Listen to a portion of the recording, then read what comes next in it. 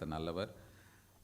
இந்த நாள் வரை நம்மை கிருபையாய் பாதுகாத்து நடத்தி வந்து இந்த 6ஆம் மாதத்தினுடைய கடைசி வாரத்துக்குள்ள நம்ம கொண்டு வந்திருக்காங்க. வருஷத்தின் பகுதியை நம்ம கழித்து விட்டோம், பாதியை நம்ம முடித்து விட்டோம். கர்த்தருடைய கிருபை, கர்த்தருடைய தயவு நம்மை தாங்கினபடினால் ஆண்டவருக்கு நம்ம நன்றிகளை ஏறெடுப்போம். இந்த வேளையில் ஒரு சிறிய வேத பகுதியை நம்ம வாசித்து தியானிக்கலாம்.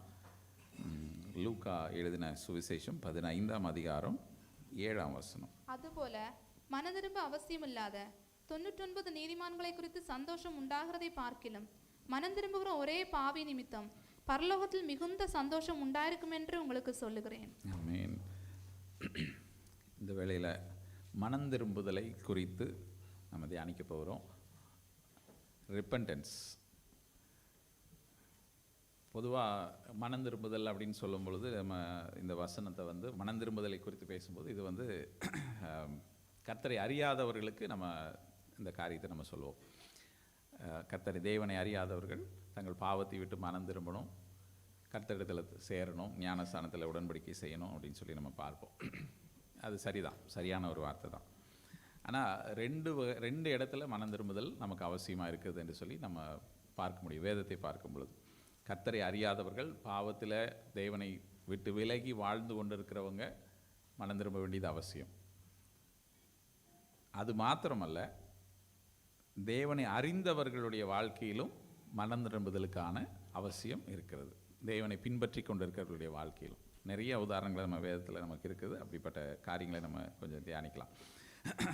எபிரேயர் 6ஆம் அதிகாரம் 1ஆம் வசனம். ஆகையால் கிறிஸ்துவை பற்றி சொல்லிய மூல உபதேச வசனங்களை நாம் விட்டு செத்த கிரியைகளுக்கு நீங்களாக மனம் திரும்புதல், தேவன் பேரில் வைக்கும் விசுவாசம் அப்படின்னு சொல்லி இன்னும் 2 காரியங்களை இங்கே சொல்லுது. என்ன அப்படின்னா, கிறிஸ்துவை பற்றி சொல்லப்பட்ட மூல உபதேசம், அடிப்படை உபதேசத்தில் மனம் திரும்புதல் வந்து முதல் காரியமாக வர்றதை நம்ம பார்க்குறோம். டிபெண்டன்ஸ் அப்படிங்கிறது கிறிஸ்துவத்தில் ஆண்டவரை அறிந்து கொள்ளும்படியாய் தேவனை குறித்து அறிகிற அறிவில் வருகிற முதல் பாடம் என்ன அப்படின்னா மனம் திரும்புதல். இந்த மனம் திரும்புதலை குறித்து நம்ம வாசிக்கும் பொழுது யோவான் முதல்ல நம்ம, அதாவது புதிய ஏற்பாட்டில், பழைய உடன்படிக்கையில் நிறைய இடங்களில் ஆண்டவர் மனம் திரும்புதலை குறித்து சொல்கிறாங்க. அது நான் இல்லைன்னு நான் சொல்லலை. ஆனால் புதிய ஏற்பாட்டில் நம்ம மத்தேயுவில் 3ஆம் அதிகாரத்தில் நம்ம முதலாக வாசிக்கிறோம். வாசிங்களா? மத்தேயு 3ஆம் அதிகாரம். மனம் திரும்புதலுக்கு ஏற்ற கனிகளை கொடு, மனம் திரும்புங்கள், பரலோகராஜ்யம் சமீபித்திருக்கிறது என்று பிரசங்கம் பண்ணினான். யோவான் தான் வந்து முதல்ல இந்த பிரசங்கத்தை ஆரம்பிக்கிறார். 1ஆம் வசனத்தில், அந்நாட்களில் யோவான் ஸ்நானகன் யூதேயாவின் வனாந்தரத்தில் வந்து மனம் திரும்புங்கள், பரலோகராஜ்யம் சமீபமாக இருக்கிறது அப்படின்னு சொல்லி அவர் பிரசங்கம் பண்ண தொடங்குகிறத நம்ம பார்க்குறோம். புதிய ஏற்பாட்டினுடைய முதல் செய்தி அப்படின்னு பார்த்தா அது என்னது அப்படின்னா மனம் திரும்புதல். கிறிஸ்தவத்தினுடைய முதல் செய்தி, அடிப்படை உபதேசம் மனம் திரும்புதல். இந்த மனம் திரும்புதலை யார் தொடங்குகிறாங்க, பேசுகிறாங்க? புதிய உடன்படிக்கையில் யோவான் ஸ்நானகன் பேச ஆரம்பிக்கிறார் மனம் திரும்புதல். அது வரைக்கும் ஏன் அது அவசியப்படுது அப்படின்னா, அது வரைக்கும் ஜனங்க வந்து பூலோக ராஜ்யத்துக்கு நேராய், இந்த உலகத்தின் காரியங்களுக்கு நேராய் தங்கள் இருதயங்களை செலவழித்து கொண்டிருந்தாங்க, நோக்கி கொண்டிருந்தாங்க. நம்ம உதாரணமாக சொன்னால் கூட, ஆபிரகாமுக்கு கொடுத்த வாக்குத்தத்தம் என்ன அப்படின்னா, நீ உன் இனத்தையும் தேசத்தையும் விட்டு நீ வா, நான் உனக்கு ஒரு தேசத்தை கொடுப்பேன், ஒரு கானான் அப்படிங்கிற ஒரு தேசத்தை நான் கொடுப்பேன் அப்படிங்கிறார்.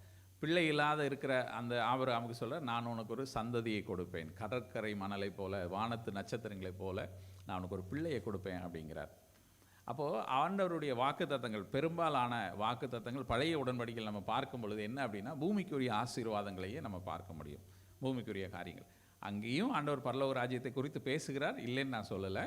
ஆனாலும் ஜனங்களுடைய நேரடியான புரிந்து கொள்ளுதல், நேரடியான வார்த்தைன்னு பார்த்தோம் அப்படின்னா அது பூமிக்குரிய ஆசீர்வாதம் தான். நிலத்தை தருவேன், குழந்தையை தருவேன், ஆரோக்கியம் தருவேன், வெற்றி தருவேன். அதை தான் ஆண்டவர் வந்து பழைய உடன்படிக்கையில் அதிகமாக கொடுக்கறத நம்ம பார்க்குறோம். ஆனால் புதிய உடன்படிக்கையில் வந்த உடனே டோட்டலாக ஒரு டிராஸ்டிக் சேஞ்ச், ஒரு பெரிய ஒரு மாற்றத்தை நம்ம பார்க்குறோம். என்ன அப்படின்னா, இனிமேல் நீங்கள் எதுக்கு கவலைப்படணும்? பரலோக ராஜ்யத்துக்கு கவலைப்படணும். Focus on the heavenly things அப்படிங்கிறாங்க. அப்போது நம்முடைய மனம் திரும்புதல் முதல்ல எங்கே வரணும் அப்படின்னா, அந்த பூலோக காரியங்களை விட்டு மனம் திரும்பி பரலோகத்தின் காரியங்களுக்கு திரும்பணும் அப்படிங்கிறது தான் இதில் முதலாவது நாம் கற்றுக்கொள்கிற ஒரு விஷயம். பிரியமானவர்களே, இது இந்த மனம் திரும்புதலை யோவான் மாத்திரம் பேசலை. இந்த மனம் திரும்புடைய செய்தி தொடர்ந்து வந்துக்கிட்டே இருக்கும். இயேசு பிரசங்கம் பண்ண ஆரம்பிக்கிறார். அதே மத்தேயு அது முதல் இயேசு மனம் திரும்புங்கள் பரலோகராஜ்யம் 4 அதிகாரம் 17 வசனம். அவர் தன்னுடைய ஊழியத்தை ஆரம்பிக்கிறார். எப்படி ஆரம்பிக்கிறார்? மனம் திரும்புங்கள் பரலோகராஜ்யம் சமீபமாக இருக்கிறது. அப்போ இந்த ஒரு இது வந்து ஏதோ கொஞ்ச நாளில் ஏதோ கொஞ்சம் பேருக்கு யாரோ ஒருத்தர் மாத்திரம் பேசுகிற செய்தியா இல்லை. யோவான் தொடங்குகிறார், இயேசு அதை தொடர்ந்து நடத்துகிறார். அடுத்து சீஷர்களும் அதை தான் செய்கிறாங்க. மார்க் 6 அதிகாரம் 12 வசனத்தை வாசிங்க. மார்க் 6:12. அவர்கள் புறப்பட்டு போய் மனம் திரும்புங்கள் என்று பிரசங்கித்து. சீஷர்களை கொஞ்சம் பேரை அவங்க ஏசப்பா செலக்ட் பண்ணி என்ன பண்ணுறாங்கன்னா, நீங்கள் போய் ஊழியம் பண்ணுங்க.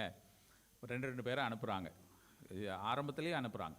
இயேசு இன்னும் இந்த உலகத்தில் தான் இருக்கிறாங்க. தன்னால் மாத்திரம் அது செய்ய முடியாது. இன்னும் அநேகர் இதுக்காக எழும்பணும்னு சொல்லி அவர் வேலையாட்களை அறுப்புக்கு வேலையாட்களை தெரிந்து கொள் நீங்கள் அனுப்பும்படி வேண்டிக் கொள்ளுங்களெல்லாம் சொல்லிவிட்டு அவர் 2 பேரை அனுப்புகிறாங்க. அனுப்பும்போது என்ன சொல்கிறாங்க? அந்த அனுப்பப்பட்டவர்கள் என்ன சொன்னாங்க? போய் மனம் திரும்புங்கள். அப்போ அவர்களுடைய செய்தியும் அதே மனம் திரும்புங்கள்.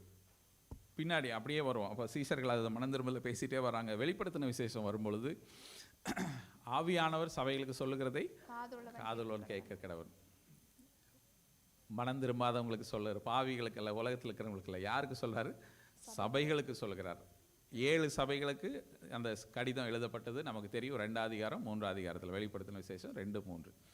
அதில் 7ல் 5 சபைகளை குறித்து பேசும் பொழுது அதில் இருக்கிற குறைவுகளை சுட்டி காட்டி ஆண்டவர் சொல்வார், நீ மனம் திரும்பு.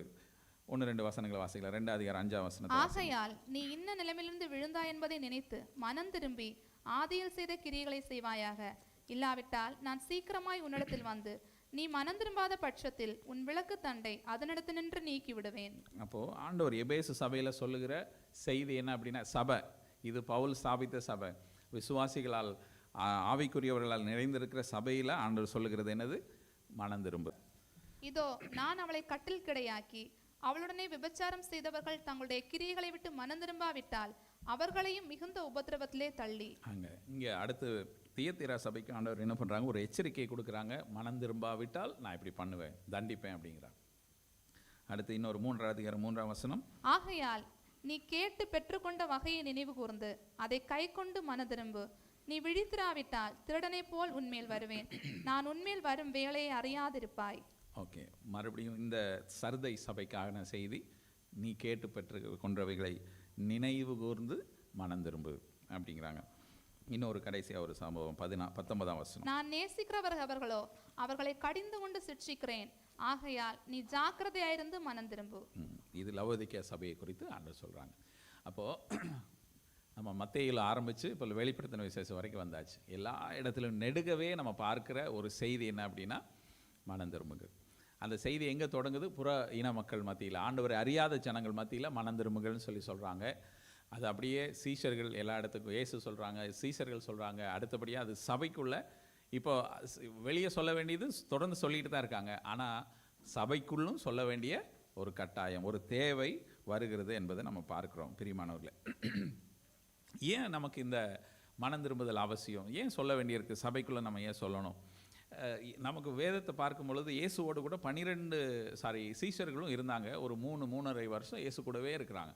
இயேசுடைய வார்த்தைகளை கேட்குறாங்க, இயேசுடைய அற்புதங்களை பார்க்குறாங்க, இயேசு தேவகுமாரன் என்பதை அறிந்து கொள்ளுகிறார்கள். கொஞ்ச நாள் கழியும் பொழுது அவங்க இதுதான், நீர் தான் தேவனுடைய குமாரன் சொல்கிறாங்க. யோவான் 6 அதிகாரத்தில் நம்ம வாசிக்கும் பொழுது எல்லாரும் கடினமான உபதேசம் சொல்லிட்டு எல்லாம் போவாங்க. அப்போது இயேசு கேட்பார், நீங்களும் போய்விட மனதாக இருக்கிறீங்களா? நீங்களும் போகிறதுனா போங்க அப்படின்னு சொல்லும்போது அவர் சொல்லுவார், நாங்கள் யார் இடத்துல போவோம்? வாழ்வு தரும் வசனங்கள் உம்முடன் அல்லவோ இருக்கிறது அப்படின்னு சொல்லிட்டு, ஆண்டவரே நான் உங்களை விட்டு நாங்கள் எங்கே போக முடியும் அப்படிங்கிறாங்க. அது கடினமான உபதேசமாக இருந்தாலும் சரி, மாம்சத்தை புசிக்கணும், ரத்தத்தை பானம் பண்ணணும்னு சொல்கிறாங்களே, இப்படி இருக்கணும் அப்படி இருக்கணும்னு சொல்கிறாங்களே, இது எவ்வளோ கடினமாக இருந்தாலும் சரி, நாங்கள் உங்களை விட்டு போக மாட்டோம். ஏன்னா உங்களுடைய வாழ்வு தருகிற வார்த்தை உங்களிடத்துல தான் இருக்குது, உங்கள்கிட்ட தான் எனக்கு நித்திய ஜீவன் இருக்குதுங்கிறத உணர்ந்து அவரை பின்பற்றின சீஷர்கள், அவரால் பயன்படுத்தப்பட்ட சீஷர்கள். மார்க் 6 அதிகாரத்தில் பார்த்தோம், அவர் 2 பேராக அனுப்பினார் சொன்னாங்க. அவங்க போய் ஊழியம் பண்ணாங்க, மற்றவர்களிடத்தில் சத்தியத்தை சொன்னாங்க, மனம் திரும்புங்கள் பரலோகராஜ்யம் சமீபமாக இருக்குன்னு சொன்னாங்க. அது மாத்திரம் இல்லை, அதில் ஆச்சரியம் என்னென்னா, அவங்க போய் ஜெபம் பண்ணும்போது என்ன நடந்தது? பிசாசுகள் ஓடினது, வியாதிப்பட்டவங்கெல்லாம் சுகமானாங்க. அவங்களுக்கு ரொம்ப சந்தோஷம். திரும்பி வந்து நாங்கள் கை வைக்கும்போது சுகம் உண்டாகுது, வியாதி சுகமாகுது, பிசாசு ஓடுது, அற்புதங்கள் நடக்குது. இயேசு மட்டும்தான் அற்புதம் செய்வாருன்னு நாங்கள் நினச்சிட்டு இருந்தோம், நான் செஞ்சால் கூட நடக்குதே அப்படின்னு சொல்கிறாங்க. அப்போது அவங்க ஆண்டவர் கூட சொல்வார், சரி இதுக்காக நீங்கள் சந்தோஷப்படாதீங்க, உங்கள் பேர் பரலோகத்தில் இருக்கிறதுக்காக நீங்கள் சந்தோஷப்படுங்கன்னு சொல்லி. அப்போது பயன்படுத்தப்படுகிறார்கள். இயேசு தம்முடைய சீஷர்களை ஊழியத்தில் பயன்படுத்துகிறார். அவங்க செயல்படுறாங்க, எல்லாம் நடக்குது. அப்படிப்பட்ட சீஷர்கள், நான் மறுபடியும் இந்த மனம் திரும்புதல் ஏன் அவசியங்கிறதுக்கான காரணத்தை நான் சொல்ல வரேன். இயேசுவால் பயன்படுத்தப்பட்டவங்க, இயேசுடைய வார்த்தையை கூடவே இருந்து கேட்டவங்க, இயேசுனுடைய அற்புதத்தை கண்ணார கண்டு அனுபவித்தவர்கள். கடல் மேல் ஒருத்தர் கடல் மேல் நடக்கிறாரு, 5 மீன் 5000 மாற்றுகிறதை அவங்க பார்க்குறாங்க. இப்படிப்பட்ட பல காரியங்களை அவங்க பார்க்குற அந்த சீடர்களுடைய வாழ்க்கை கடைசி நேரத்தில் அந்த 3.5 வருடத்தினுடைய முடிவில் எப்படி இருந்ததுங்கிறத 1-2 சம்பவத்தை மட்டும் பார்த்தோம்னா நமக்கு ஆச்சரியமாக இருக்கும். மத்தேயு 20 அதிகாரம் 17 முதல் 19 வரை வாசிங்களேன். மத்தேயு 20 17 முதல் 19. இயேசு எருசலேமுக்கு போகும்போது வழியிலே 12 சீஷரையும் தனியே அழைத்து, இதோ எருசலேமுக்கு போகிறோம், மனுஷகுமாரன் பிரதான ஆசாரியரிடத்திலும் வேதபாரகரிடத்திலும் ஒப்பு கொடுக்கப்படுவார். அவர்கள் அவரை மரண ஆக்கினிக்குள்ளாக தீர்த்து அவரை பரியாசம் பண்ணவும் வாரினால் அடிக்கவும் சிலுவையில் அறையவும் புறஜாரி இடத்தில் ஒப்பு கொடுப்பார்கள். ஆகிலும் 3ஆம் நாளிலே அவர் உயிரோடு எழுந்திருப்பார் என்றார். அவர் என்ன சொல்றாருன்னா, தான் இவ்விதமாய் மரிக்க போகிறேன், இந்த மாதிரி பாடுபட போகிறேன், சிலுவையில் அறையப்பட போகிறேன் அப்படின்னு சொல்லி சொல்றாரு. உடனடியாக அடுத்த வசனத்தில் நீங்கள் பார்த்தீங்கன்னா, செபதியின் குமாரர் அவருடைய தாய் அவங்க என்ன சொல்லுவாங்க அப்படின்னா, அவர்கிட்ட ஒரு வேண்டுகோள் வைப்பாங்க. நீங்கள் மேலே போகும்போது என்ன சொல்லிக்க முடியும், ராஜ்யத்தில் அவர் அவளை நோக்கி, உனக்கு என்ன வேண்டும் என்று கேட்டார். அதற்கு அவள், உம்முடைய ராஜ்யத்தில் என் குமாரனாகிய இவ்விரண்டு பேரில் ஒருவன் உமது வலது பாரிசத்திலும் ஒருவன் உமது இடது பாரிசத்திலும் உட்கார்ந்திருக்கும்படி அருள் செய்ய வேண்டும். ஏசப்பா நான் அடிபட போகிறேன், சாக போகிறேன்னு சொல்கிறாரு. இவங்களுடைய பேச்சு எப்படி இருக்குது, உங்கள் வலது பக்கத்தில் ஒரு ஆள் நாங்கள் இருக்கணும், இடது பக்கத்தில். இங்கே இல்லை, அடிபடும் போது இல்லை, அடிபடும் போது நாங்களும் கூட நிற்கிறோன்னு சொல்லலை. அவங்க பரலோகத்தில் ராஜ்யத்தில் நீங்கள் போய் நல்ல வெற்றி பெற்று நீங்கள் நிற்பீங்கள்ல, அப்போது உங்களுக்கு வலது பக்கத்தில் ஒருத்தர், நாங்கள் இடது பக்கத்தில் ஒரு ஆள் இருக்கணும். அவர் அடிக்கப்பட போகிறார், அவர் மரிக்க போகிறார், அவர் நம்மை விட்டு பிரிந்து போகிறாருங்கிற ஒரு துளி கவலையும் அவங்களுக்கு இல்லை. அவங்கள பொறுத்த வரைக்கும் அண்ணன் எப்போ சாவா, திண்ணை எப்போ காலியாகும், நம்ம எப்போ அந்த இடத்துக்கு போக முடியும், இந்த இடம் எப்போ காலியாகும். இது யார்? 3.5 வருஷம் கூடயே இருந்தவங்க, அற்புதங்களை பார்த்தவங்க, அதிசயங்களை அவங்களே செய்தாங்க, இயேசுவோட போதனைகள் எல்லாம் அப்படியே கேட்டவங்க. இன்னொரு வசனத்தை வாசிங்களேன். லூக்கா 20 அதிகாரம் 21-24. லூக்கா 20. அவர்கள் போதகரே, நீர் நிதானமாய் பேசி உபதேசிக்கிறீர் என்றும் முகதாட்சணியம் இல்லாமல் தேவனுடைய மார்க்கத்தை சத்தியமாய் போதிக்கிறீர் என்றும் அறிந்திருக்கிறோம். இல்லை மன்னிக்கணும்,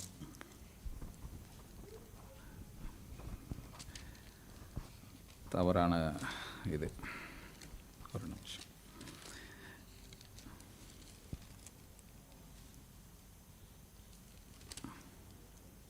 ஓகே. 22ஆம் அதிகாரம் 24ஆம் வசனம். அன்றியும் தங்களில் எவன் பெரியவனாயிருப்பான் என்று அவர்களுக்குள்ளே வாக்குவாதம் உண்டாயிற்று. இதுக்கு முந்தின வசனத்துல தான் 22ஆம் வசனத்தை வாசிங்களேன். தீர்மானிக்கப்பட்டபடியே மனுஷகுமாரன் போகிறார், ஆனாலும் அவரை காட்டி கொடுக்கிற மனுஷனுக்கு ஐயோ என்றார். அவர் சொல்றாரு, இப்போ காட்டி கொடுக்கப்பட போகிறேன், நான் என்னை ஒருத்தவங்க காட்டி கொடுக்க போறான்னு சொல்றாங்க. அப்படி சொல்லும் பொழுது உடனடியாக நம்ம யார் அப்படி செய்வாங்கன்னு அடுத்த வசனத்தில் வாசிக்கிறோம். அது மாத்திரமல்ல, 24ஆம் வசனத்தில் வாசிங்க. அன்றியும் தங்களில் எவன் பெரியவனாயிருப்பான் என்று அவர்களுக்குள்ளே வாக்குவாதம் உண்டாயிற்று. அதே தான், அங்கே அவங்க அம்மா 2 தாம் பிள்ளைங்களை முன்னாடி நிறுத்தணுன்ட்டு போகிறாங்க. அடுத்து சீஷர்கள் இவங்களுக்குள்ள எப்படின்னா, இதுக்கு அடுத்தபடியாக இயேசுக்கு அடுத்தபடி யார் பெரிய ஆள். இப்போ இயேசு தான் லீட் பண்ணிகிட்ருக்காரு, அவர் தான் லீடர். இனி அடுத்தது இவர் கிளம்பிட்டார்னா அவங்களுக்கு யோசிச்சு பாருங்களேன், கொஞ்சம் கூட அவர் சாக போகிறாரு, நம்மளை பிரிஞ்சு போக போகிறாரு, இவ்வளோ நாள் நம்ம அவர் கூட இருந்தோமே, அந்த கவலை இல்லை. அவங்களுக்குள்ள என்ன இருக்குது, நம்ம எப்போ அடுத்த யார் இடத்த பிடிக்கலாம், நமக்கு எப்போ அந்த சீட்டு கிடைக்கும். இது மாத்திரம் இல்லை, இன்னும் ஸ்பெசிஃபிக்காக பார்த்தோன்னா பேதுருவை பற்றி நம்ம அறிஞ்சிருக்கிறோம். 3.5 வருஷம் கூடயே இருந்தவர், யார் உண்மை விட்டு பிரிந்தாலும் நான் போக மாட்டேன் அப்படின்னு சொன்னவர் பேதுரு. ஆண்டவர் யாருன்னு எனக்கு தெரியாதுன்னு மறுதளிக்கிறார். தோமா, அவர் வந்து வாழ்வு தரும் வசனம்லாம் உம்மிடத்தில் இருக்குன்னு சொல்லி நான் உங்களை விட்டு பிரிய மாட்டேன்னு சொன்னவர், நான் திரும்ப உயிரோடு வந்துட்டேன்ப்பா அப்படின்னு சொன்னால் அவர் சொல்கிற செய்தியை சொல்கிறாங்க. இவர் என்ன சொல்கிறார், நான் கண்ணால் பார்க்கணும், அவரில் அடிப்பட்ட கைக்குள்ளே அந்த ஓட்டைக்குள்ளே என் கையை போட்டு பார்த்தா தான் நான் நம்புவேன். அவருக்கு விசுவாசம் இல்லை. கடைசியில் அவரை கைது பண்ணி அந்த கொண்டு போகும்பொழுது அவர் கூட ஒருத்தர் கூட கிடையாது தெரியுமா, ஒருத்தர் கூட இல்லை. தூரத்தில் பேதுரு பின்தொடர்ந்து வந்தான்னு சொல்லி பார்க்குறோம். இயேசுக்கு அன்பாக இருந்த சீசன் சொல்லிட்டு அவர் கொஞ்சம் கூட உள்ளே போனார் பிரதான ஆசாரியனுடைய இடத்துக்குள்ளே. யாருமே இல்லை, ஓடி போயிட்டாங்க இந்த 12 பேரும். இந்த 12 பேர் யார்? திரள் கூட்டமான ஜனங்கள் வந்துட்டு இருந்தாங்க. அவங்கள ஃபில்டர் பண்ணி இந்த 12 பேரை அவர் தம்மோடு இருக்கவும் பிரசங்கம் பண்ணும்படியாகவும் அவர் அவங்கள தெரிந்து கொண்டார். அப்படி தெரிந்து கொள்ள selected people, elected people, appointed people, அப்பாசல்ஸ்னு அவங்க பேர் இல்லையா, ஒரு நோக்கத்துக்காக அனுப்பப்பட்டவர்கள். அப்படிப்பட்டவங்களுடைய வாழ்க்கை எப்படி இருக்குது? கடைசியில் இயேசு அப்போவும் இன்னும் அவர் மரித்து உயிரோடு போகலை, உயிரோடு தான் இருக்கிறார். அதுக்குள்ளேயே இவங்க அடிச்சுக்கிறாங்க ஒருத்தருக்கு ஒருத்தர். அங்கே தான் என்ன தேவை ஏற்படுது? மனம் திரும்புதல். அவங்களுக்கு வந்து எது முக்கியம் அப்படிங்கிறது தெரியலை. இயேசு முக்கியமா, அந்த இயேசுவோட இடம் முக்கியமா,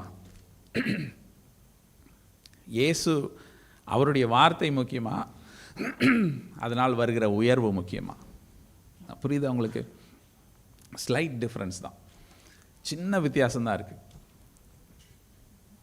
ஐயோ இயேசு என் கூட இருந்தார், ஐயோ அவர் போக போகிறார், அவர் நமக்காக கஷ்டப்பட்டார், எனக்கு என் கூட இருந்தார், என்னுடைய அவருடைய வார்த்தை எவ்வளோ ஆசீர்வாதமாக இருந்துச்சு, எவ்வளோ பிரயோஜனமாக இருந்துச்சு. இப்படி இருந்து இந்த இயேசு என்னை விட்டு போகிறாருங்கிற ஒரு கவலை கூட இல்லை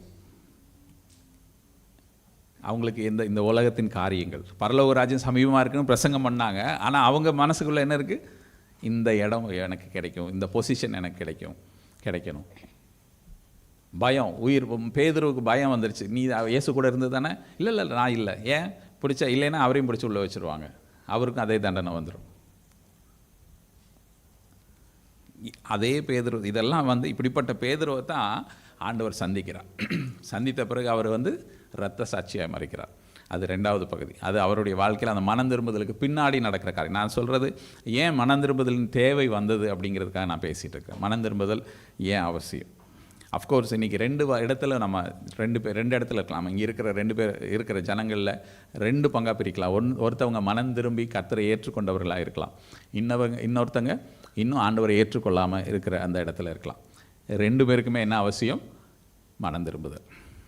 இன்றைக்கி நீங்கள் எந்த இடத்துல இருக்கிறீங்க? ஆண்டவரை ஏற்றுக்கொண்டு இருக்கிறீங்களா? சந்தோஷம். ஆனால் கர்த்தருடைய வழியில் நடக்கிறீங்களா?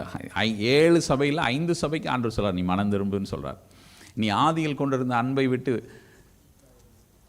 விட்டாய் என்று உன் பேரில் எனக்கு குறைவுண்டு. நீ மனம் திரும்பு. அப்படி இருக்குதா நம்ம வாழ்க்கை? நம்ம தான் அந்த 7 சபைகளை நம்ம தியானிக்கிறது ரொம்ப நல்லது.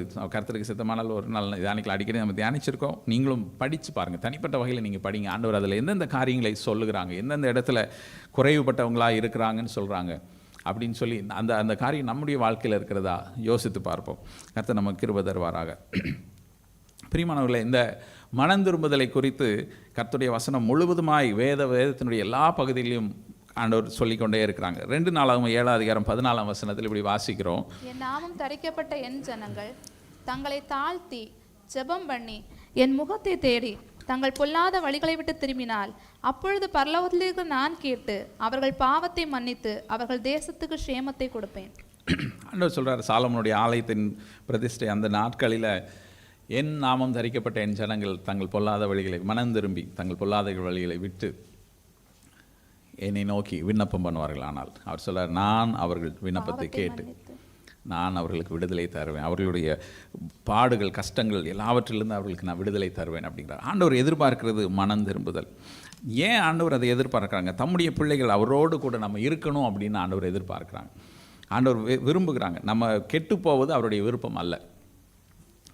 இன்னொரு இடத்துல நம்ம வாசிக்கிறோம், அப்போஸ்தலர் நடவடிக்கைகளில் 17ஆம் அதிகாரம் 30ஆம் வசனத்தில் நம்ம வாசிக்கிறோம், அறியாமையுள்ள காலங்களில் தேவன் காணாதவர் போலிருந்தார், இப்பொழுதோ மனம் திரும்ப வேண்டும் என்று எங்கும் உள்ள மனுஷர் எல்லாருக்கும் கட்டளை இடுகிறார். அதாவது அறியாமை உள்ள காலம், ஆண்டவரை பற்ற அறியாமை. ஆண்டவர் யார், ஆண்டவர் எதுக்காக இந்த உலகத்துக்கு வந்தார், ஏன் என்னுடைய பாவங்களுக்கான தண்டனை அவர் ஏற்றுக்கணும், இதை குறித்து எல்லாம் தெரியலை. இயேசு யாருன்னே தெரியல. அது ஒரு காலம். ஆண்டவர் அதை பற்றி கவலைப்படலை. ஏன் நீ இவ்வளோ நாளாக மனம் திரும்பாமல் இருக்கிற?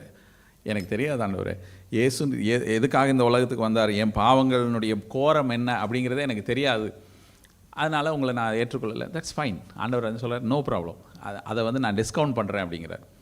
ஆனால் இப்போ தெரியுமா, இப்போ அறிந்திருக்கிறோமா, இயேசு தான் வழி, இயேசு தான் சத்தியம், இயேசு தான் ஜீவன் தெரிஞ்சிருக்கிறோமா? இப்போ ஆண்டவர் சொல்கிறார், இப்போ நீங்கள் மனம் திரும்புங்க, இப்போ நீங்கள் மனம் திரும்புங்க.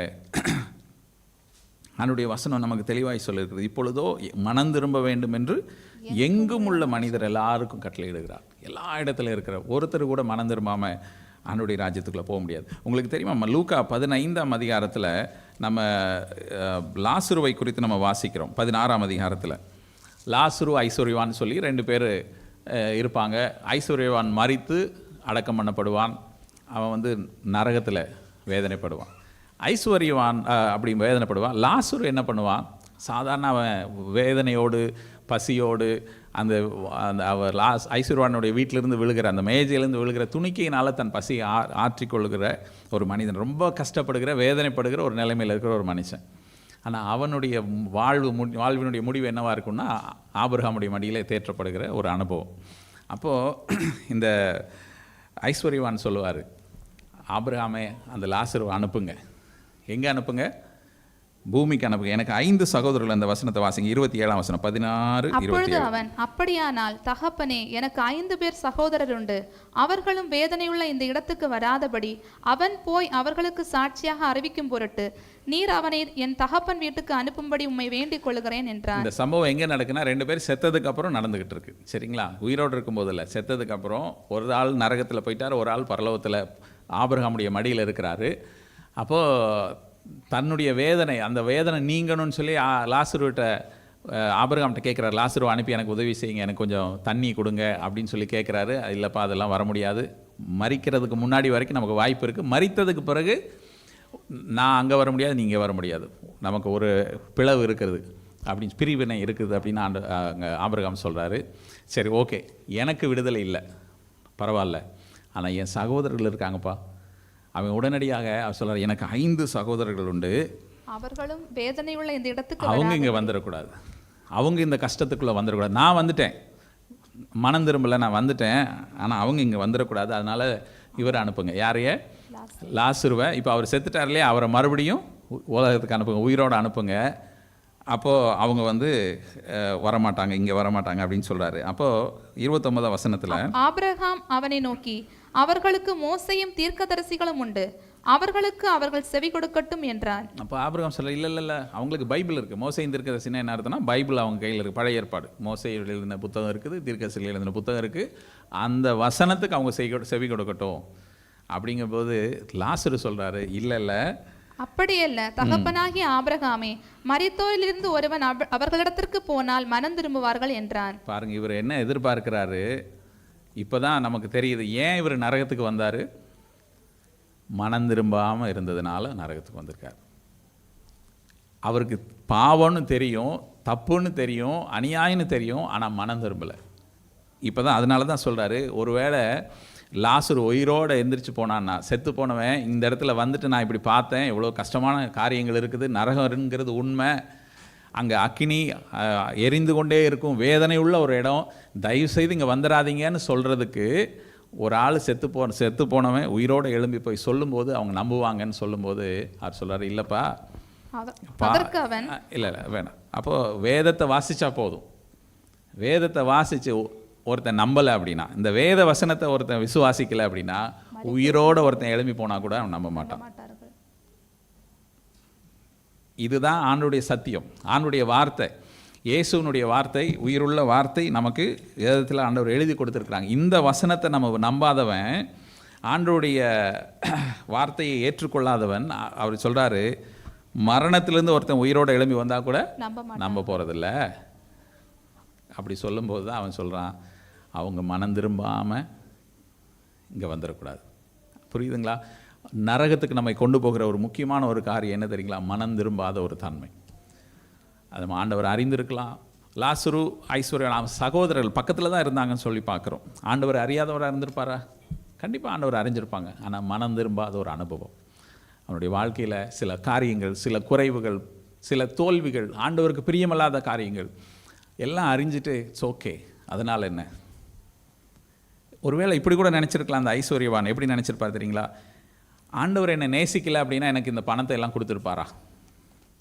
அவர் ஐஸ்வர்யவான் இருக்குது. இவன் லாசரு தரித்திரன், ஏழை, அவனுக்கு சாப்பிட்றது கூட வழி இல்லை. யாராவது ஒருத்தங்க சாப்பாடு பிச்சை போட்டால் தான் அவனால் சாப்பிட முடியும். அப்போ நம்ம உடனடியாக எது கூட லிங்க் பண்ணிக்கணும்? ஆண்டவருடைய ஆசீர்வாதம். ஆண்டவரை ஏற்றுக்கொள்கிறார். எதனால் ஏற்றுக்கொள்கிறாருங்கிறத நம்ம எதனால் அறிந்து கொள்கிறோம்? எனக்கு ஐஸ்வர்யம், அல்லது எனக்கு ஆரோக்கியம், அல்லது எனக்கு பிரச்சனை வருது, ஆரோக்கியம் இல்லாமல் வியாதி வருது, ஐஸ்வர்யம் இல்லாமல் போகுது, உடனே ஆண்டவர் என்னை தண்டிக்கிறார், ஆண்டவர் என் மேலே கோபமாக இருக்கிறார். இதுதான் நம்ம நினைக்கிற ஒரு காரியம். ஆண்டவர் என்னை நேசித்தாருன்னா எனக்கு ஆரோக்கியம் கொடுப்பார், ஆண்டவர் என்னை நேசித்தா எனக்கு ஐஸ்வர்யம் கொடுப்பார், ஆண்டவர் என்னை நேசித்தா என்னை நல்ல ஒரு வேலையில் வைப்பாங்க. அப்போ அப்படின்னா இதை வந்து ரிவர்ஸ் இன்ஜினியரிங் மாதிரி போகணும். நான் இதெல்லாம் எனக்கு இருக்குது, அதனால் ஆண்டவர் என்னை நேசிக்கிறார். எனக்கு ஆரோக்கியம் இருக்குது, அதனால் ஆண்டவர் என்னை நேசிக்கிறார். ஆண்டவருக்கு பிரியமாக நான் நடக்கிறேன். இப்போ எனக்கு இதில் ஏதாவது குறைவு வரும்போது ஆண்டவர் என்னை தண்டிக்கிறாரோ, எனக்கு வியாதி வருது, எனக்கு ஐஸ்வர்யத்தில் பண பிரச்சனை வருது, அப்போ நான் என்ன நினைக்கிறேன்? பொதுவாக நம்ம என்ன நினைக்கிறோம்? ஆண்டவர் என்னைய நேசிக்கலை, ஆண்டவருக்கு பிரியமாக நான் நடக்கலை, ஏதோ பிரச்சனை. ஆனால் இங்கே நமக்கு பார்க்குறோம், ஐஸ்வர்யவானுக்கு ஒரு குறைவும் இல்லை. அவருக்கு ஆரோக்கியத்தில் குறைவு இல்லை, பணத்தில் குறைவு இல்லை, அந்தஸ்தில் குறைவு இல்லை, வீடு சொத்து எந்த குறைவும் கிடையாது. ஆனால் அவருடைய முடிவு எங்கே இருந்துச்சு? நரகம். ஏன்? மனம் திரும்பாது. ஸோ இந்த அளவுகோல்கள் நம்மை தீர்மானிக்கிறது இல்லை பிரியமானவர்களே. நம்முடைய வாழ்க்கையில் நடக்கிற ஆசீர்வாதங்களோ, அங்கீகாரங்களோ, அதிகாரமோ கர்த்தர் நம்மோடு கூட பிரியமாக இருக்கிறார் என்பதற்கு அடையாளம் அல்ல. நல்லா புரிந்து கொள்ளணும். நம்முடைய வாழ்க்கை, தனிப்பட்ட வாழ்க்கை ஆண்டவருக்கு முன்பாக உண்மையாக இருக்கிறதா? அந்த லாசரு, அவருக்கு ஒன்றுமே இல்லை, வியாதியில் ஆரோக்கியம் இல்லை, அவர் வியாதிப்பட்டவர். அவருடைய உடம்பில் பருக்கள் இருந்தது, நாய் வந்து நக்குச்சு அப்படிங்கிறது. அவர் ட்ரீட்மெண்ட் பண்ணுறதுக்கு அவரால் முடியல, கட்டு போடுறதுக்கு அவருக்கு வசதி இல்லை, யாரும் கூட்டிகிட்டு போய் விசாரிக்கிறதுக்கு ஆள் இல்லை, சொந்தக்காரங்க இல்லை, அவரால் முடியல. சரி, யாரோ ஒருத்தங்க வந்து உதவி செய்கிறாங்களா? அது கூட கிடையாது. சாப்பிட்றதுக்கு வழி இல்லை, வீட்டு வாசலில் இருந்தான்னு சொல்லியிருக்கு. அவருக்கு வீடு கிடையாது, தெருவில் இருக்கிறார். இப்படிப்பட்ட மனுஷன் பரலோகத்துக்கு போகிறார், ஆபிரகாமுடைய மடிக்கு போகிறார். எப்படி போனார்? மனம் திரும்பின இருதயம், ஆண்டவரை பிரியப்படுத்துகிற ஒரு இருதயம். இந்த உலக வாழ்க்கை நம்மை அங்கீகரிக்கிறது இல்லை பிரியமானவர்களே. இந்த உலக வாழ்க்கையின் ஆசீர்வாதங்கள், அப்படிப்பட்ட ஒரு காரியத்தை நம்ம புரிந்து கொள்ளணும். இன்றைக்கு இந்த மனம் திரும்புதல் இல்லாவிட்டால், மனம் திரும்பி கர்த்தருக்கு பிரியமான காரியங்களை நம்ம செய்யாவிட்டால் பரலோக ராஜ்யத்துக்குள்ளே நம்ம பிரவேசிக்க முடியாது. பரலோக ராஜ்யத்துக்கு, தேவ ராஜ்யத்துக்கு ஒருவேளை இங்கே நம்ம ஆசீர்வாதமாக இருக்கலாம், இங்கே எல்லா காரியங்களிலும் அங்கீகாரம், ஆதிகாரம் எல்லாம் இருக்கலாம், ஆனால் தேவ ராஜ்யத்துக்குள்ளே போக முடியாது. ஆண்டவர் எதிர்பார்க்கிறது மனம் திரும்புதல். இன்றைக்கி ஒரு 3 பேரை குறித்து நம்ம சிந்திக்க போகிறோம். ஒரு 3 உதாரணங்களை குறித்து நம்ம பார்க்கலாம். இந்த மனம் திரும்புதல் எந்த இடத்துல ஒவ்வொருத்தங்களுக்கும் அவசியமாக இருந்து அதை எப்படி பயன்படுத்தினாங்க, எப்படி பயன்படுத்தாமல் விட்டு போனாங்கங்கிறது மட்டும் தியானிப்போம். நாமும் ஒருவேளை அவர்களுடைய இடத்துல நாம் இருப்போமானால் நாம் எப்படிப்பட்ட தீர்மானங்களை எடுப்போம் அப்படிங்கிறது மட்டும் தியானித்து இந்த தியானத்தை நம்ம முடிக்கலாம். 1 சாமுவேல் 18:9 வாசிங்க. அந்நாள் முதற்கொண்டு சவுல் தாவீதை காய்மகாரமாய் பார்த்தான். இன்னைக்கு என்ன எல்லாமே தப்பாக சொல்லியிருக்கிறேன், ஓகே மன்னிக்கணும். 15 நான் சொன்னேன் 18, ஓகே எழுதுனல தப்பாக போச்சு, 5-8 மாதிரி எழுதியிருக்கேன். 15:9. சவுலும் ஜனங்களும் ஆகாகையும் ஆடு மாடுகளில் முதல் தரமானவைகளையும் 2ஆம் தரமானவைகளையும் ஆட்டுக்குட்டிகளையும் நலமான எல்லாவற்றையும் அழித்து போட மனதில்லாமல் தப்ப வைத்து அற்பமானவைகளும் உதவாதவைகளுமான சகல வஸ்துக்களையும் முற்றிலும் அழித்து போட்டான். ஓகே, இங்கே நமக்கு தெரியும் சவுல் என்கிற மனிதனை ஆண்டவர் ராஜாவாக அபிஷேகம் பண்ணுகிறார். இஸ்ரவேல் தேசத்தினுடைய முதல் ராஜாவாக ஆண்டவர் சவுலை ஏற்படுத்தி ஆண்டவர் சில காரியங்களை சாமுவேல் என்கிற தீர்க்கதரிசி மூலமாக அபிஷேகம் பண்ணுகிறார். அந்த தீர்க்கதரிசி மூலமாக வழி நடத்துகிறார். நீங்கள் இதை பண்ண அதை பண்ண அப்படின்னு சொல்கிறாங்க.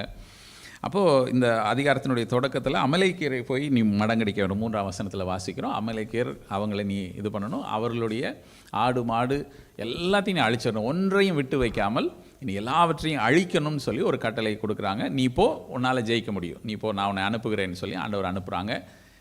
ஆண்டவருடைய வார்த்தை தெளிவாக வருது, நீ போய் இதை செய்யணும்னு சொல்கிறார். நான் உனக்கு வெற்றியை கொடுப்பேன், நீ ஜெயித்த பிறகு செய்ய வேண்டியது ஒன்றையும் மீதமில்லாமல் எல்லாவற்றையும் அழிக்கணும்னு சொல்கிறாங்க.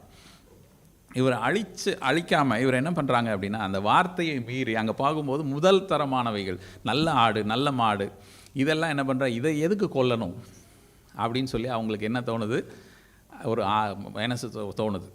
சில நேரங்களில் ஆண்டவர் சில காரியங்களை நம்ம வாழ்க்கையிலேருந்து எடுத்து போட சொல்லுவாங்க.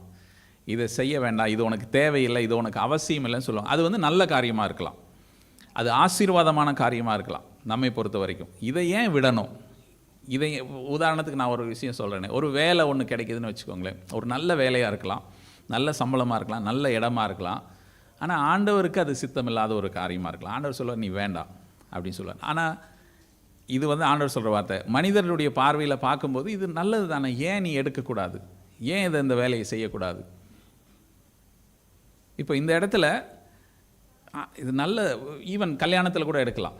ஒரு நல்ல ஒரு வசதி உள்ள ஒரு பெண்ணோ அல்லது ஒரு பையனோ நல்லா படிச்சிருக்கலாம், அழகாக இருக்கலாம், எல்லாம் இருக்கலாம், எந்த குறையும் இல்லை. ஆனால் ஆண்டவர் சொல்ல நீ வேண்டாம் அப்படிம்பார், இது உனக்குரியது அல்ல அப்படிம்பார். ஆண்டோடைய சித்தத்தை ஆண்டவர் ஜெபிக்கும் போது ஆண்டவர் வந்து இல்லை வேண்டாம். அப்போ நமக்குள்ளே ஒரு எண்ணம் தோணும், ஏன் இது நல்லது தானே, ஏன் இதை வேணான்னு சொல்லணும்? அதில் இருக்கிற நன்மையோ தீமையோ எதிர்காலத்தில் வருகிற என்ன காரியங்களோ அது நமக்கு தெரியாது. நம்ம இன்றைக்கி பார்க்குறோம் இது நல்லா இருக்குது, இன்றைக்கு என் கண்ணுக்கு என்னவாக இருக்குது, நன்மையாக இருக்குது. லோத்துங்கிற மனுஷனை குறித்து நமக்கு தெரியும். ஆபிரகாமையும் லோத்தும் அவங்க சகோதரர்கள், அண்ணனுடைய பையன், ஒன்றாக போவாங்க. ஒரு கட்டத்தில் ஆசீர்வதிக்கப்பட்ட பிறகு அவங்களால் ஒருமித்து வாசம் பண்ணக்கூடாது இருந்தது. அதிகாரம் 13 அதிகாரத்தில் அதை வாசிக்கலாம். அப்போது அவங்க பிரியக்கூடிய ஒரு சூழ்நிலை வரும்பொழுது ஆபிரகாம் சொல்லுவார், எப்பா நீ எந்த இடத்துக்கு போகிறியோ அந்த இடத்த விட்டு, நீ இங்கே வடக்கு போனால் நான் தெற்க போகிறேன், நீ மேற்க போனால் நான் கிழக்க போகிறேன், நீ சூஸ் பண்ணிக்கோன்னு சொல்லி அவர்கிட்ட ஒரு இடத்த கொடுக்குறாங்க, வாய்ப்பை கொடுக்குறாங்க. லோத் என்ன தெரியுமா பண்ணுவார், கண்களை ஏறெடுத்து பார்த்து அருமையான ஒரு இடத்தை பார்ப்பார். தேவனுடைய பர்வதம் போல் இருந்தது. அந்த இடத்துக்கு பேர் என்னது? சோதோம். சோதோம். இன்னைக்கு சோதோம்னா என்னன்னு நமக்கு தெரியும், அது எவ்வளோ மோசமான இடம், பாவம் நிறைந்த இடம், தேவனுடைய நியாய தீர்ப்பு அக்னியினால் அழிக்கப்பட்ட ஒரு இடம். ஆனால் அன்னைக்கு அவருக்கு எப்படி தெரிஞ்சது? கர்த்தருடைய தோட்டம் போல கண்களை ஏறெடுத்து படுறார். இதை தான் நான் சொல்ல வரேன். நம்ம ஏறெடுத்து நம்ம பார்வைக்கு அது என்னவாக இருக்கும்? ஆசீர்வாதமானதாக இருக்கும், அருமையானதாக இருக்கும், பிரயோஜனமானதாக இருக்கும். இவர் அதே நேரத்தில் அந்த லோத்து வந்து ஆண்டவரே இப்படி இந்த ஒரு இடத்த நான் பார்க்குறேன், இது நல்லா இருக்குது, இது போகலாமா, இது உங்கள் சித்தம் தானா, நீங்கள் தான் என்னை இந்த இடத்துக்கு காண்பிச்சிருக்கிறீங்களா, என் பார்வைக்கு நீங்கள் தான் கொடுத்துருக்குறீங்களா, இஸ் இட் யுவர் வில் அப்படின்னு கேட்டிருந்தாருன்னா ஆண்டவர் ஒரு வேளை சொல்லியிருப்பார். அப்போ கூட அவருக்கு என்ன தோணிருக்கும், சே இவ்வளோ நல்ல இடத்த ஆண்டவர் வேணான்னு சொல்கிறாரு. ஆனால் அந்த இடம் எப்படிப்பட்ட இடங்கிறத நம்ம பின்னாடி பார்க்குறோம். ஆண்டவருடைய கோபாக்கினைக்கு ஆளான இடம், அக்கினினால் இதுவரைக்கும் வேறு எந்த இடமும் வேதத்தில் அழிக்கப்படலை. தேவனுடைய நியாய தீர்ப்பு கண் முன்னால் பிரத்யட்சமாய் வந்த ஒரு இடம் சோதோம். ஆனால் அது பார்க்கும்போது தேவனுடைய தோட்டம் போல் இருந்துச்சு அப்படின்னு நம்ம பார்க்குறோம். இதுதான் நம்முடைய பார்வைக்கும் தேவனுடைய பார்வைக்கும் உள்ள வித்தியாசம். இங்கே சவுல்கிட்ட ஆண்டவர் சொல்கிறார், முதல் தரம் எல்லாத்தையும் அழிச்சிருன்னு சொல்கிறாரு. ஆனால் சவுல் என்ன சொல்கிறார், இதை எதுக்கு அழிக்கணும்? அவர் மிச்சம் வைக்கிறார், ஆண்டவருடைய வார்த்தையை மீறுகிறார். கர்த்தருடைய வார்த்தைக்கு செவி கொடாமல் இருக்கும் பொழுது சாமுவேல் போய் அதை கேட்குறார். என்னாச்சு இங்கே பாருங்கள், 12ஆம் வசனத்தை வாசிங்க. மறுநாள் அதிகாலமே சாமுவேல் சவுலை சந்திக்க போனான். அப்பொழுது சவுல் கர்மேலுக்கு வந்து தனக்கு ஒரு ஜெயஸ்தம்பம் நாட்டி பின்பு பல இடங்களில் சென்று கில்காலுக்கு போனான் என்று சாமுவேலுக்கு அறிவிக்கப்பட்டது. சாமுவேல் சவுலிடத்தில் போனான். சவுல் அவனை நோக்கி, நீர் கர்த்தரால் ஆசீர்வதிக்கப்பட்டவர், கர்த்தருடைய வார்த்தையை நிறைவேற்றினேன் என்றான். பாருங்க, சாமுவேல் சவுலிடத்தில் போன உடனே சொல்றாரு, கர்த்தருடைய வார்த்தையை நிறைவேற்றினேன். அவர் நிறைவேற்றினாரா? இல்லை, அவர் செய்யலை, கீழ்ப்படியலை. இப்போ பாருங்கள், நிறைய நேரங்களில் நம்ம வாழ்க்கையில் சில காரியங்களை வந்து நம்ம செய்யலைங்கிறது நமக்கு தெரியும், நம்ம செய்யலைங்கிறது ஆண்டவருக்கும் தெரியும். ஆனால் அதை ஒத்துக்கவே மாட்டோம். அதுக்கு ஆண்டவர் சில இந்த இன்ட்ரோகேஷன் இல்லையா, என்கொயரி வச்சு உட்கார வச்சு, நீ அப்படி பண்ணியா, நீ இதை பண்ணியா, அதை பண்ணியா, அப்படியே கேட்டு கேட்டு கடைசியில் இதை முதல்ல சொல்ல வேண்டியது தானே. பாருங்கள், அவர் சொல்லுவார், ஆண்டவர் நீங்கள் சொன்னபடியே நான் செஞ்சுட்டேன் அப்படின்ட்டு. அது அட்லீஸ்ட் வந்த உடனேயே என்ன சொல்லியிருக்கலாம், நான் போனேன், பார்த்தேன், நல்லா இருந்துச்சு, நான் எடுத்து வச்சுருக்கிறேன்.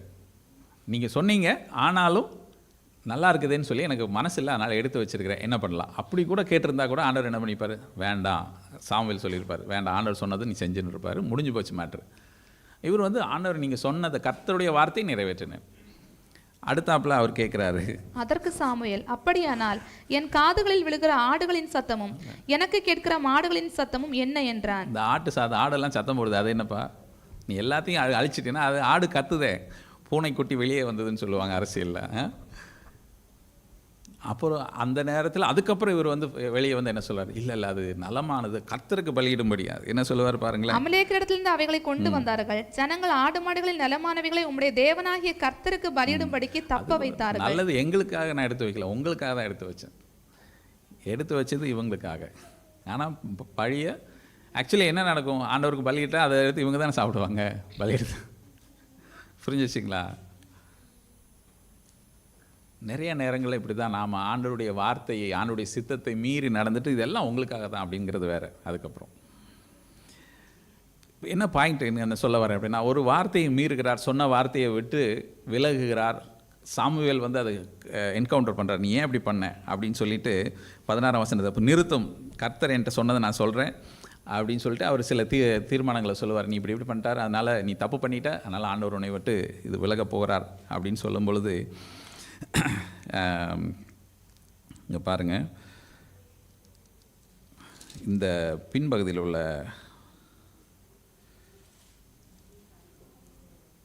ஓகே 30ஆம் வசனத்தை வாசிங்க.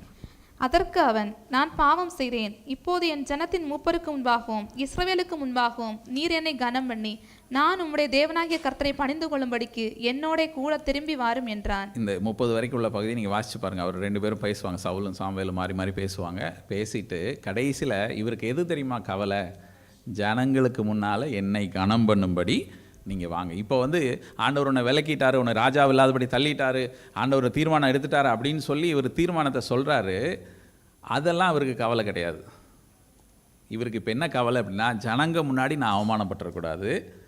இப்போ நீங்கள் நம்ம ராஜாவும் தீர்க்கதரிசியும் சேர்ந்து போய் ஆராதனை பண்ணாலும் அது சேர்ந்து ஒன்றா போகணும், போனால் தான் நான் இன்னமும் ஆண்டவருடைய வார்த்தைக்கு, ஆண்டவருடைய அங்கீகாரத்தில் நான் இருக்கிறேன்னு சொல்லி அர்த்தம். இல்லைன்னா ஆண்டவர் என்னை விட்டு விலகிட்டார்னு ஆயிரும். அதனால் ஜனங்க என்னையை வந்து என்ன பண்ணிடக்கூடாது, அவமானப்பட்டுறக்கூடாது. அவங்களுக்கு முன்பாக நீர் என்னை கனம் பண்ணுங்கள்.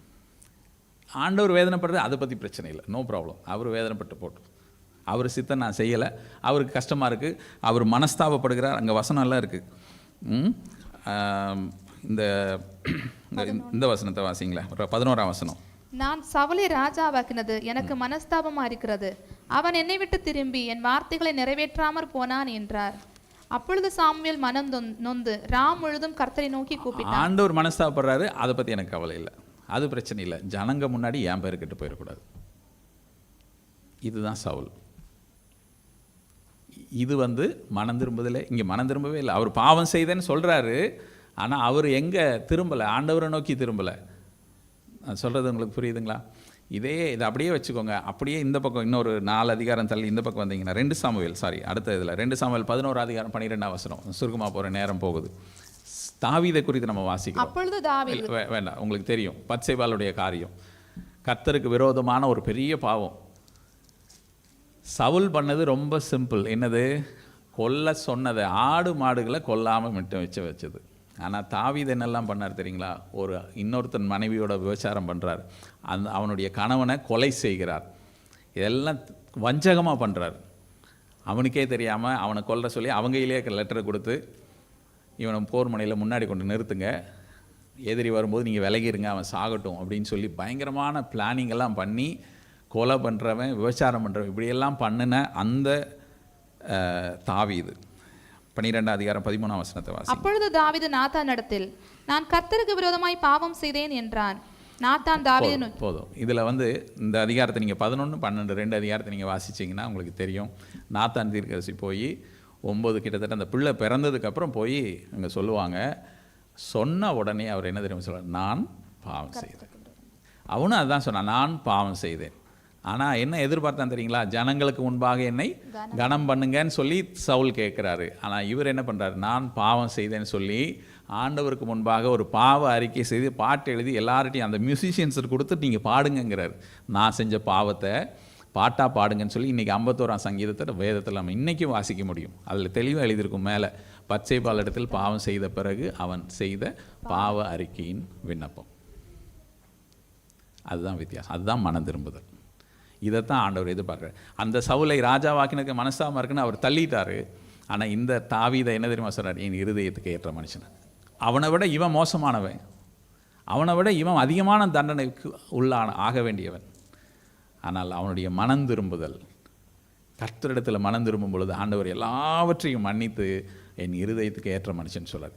கடைசி வரைக்கும் நீங்கள் பார்த்தீங்கன்னா அவன் தகப்பனாகிய தாவீதை போல் அவனுடைய இருதயம் செம்மையாகி நடக்கலை அப்படின்னு சொல்லி எத்தனையோ தலைமுறைகளுக்கு பிறகு தாவீதை சொல்கிறார். அவனை மாதிரி இவன் இல்லைப்பா, அவனை மாதிரி இவன் இல்லைப்பான்னு சொல்லிட்டு அவனை குறித்து அவ்வளவு தூரம் ஆண்டவர் ஸ்லாகித்து பேசுகிற ஒரு கேரக்டராக அவர் மாறுறார் தாவீது.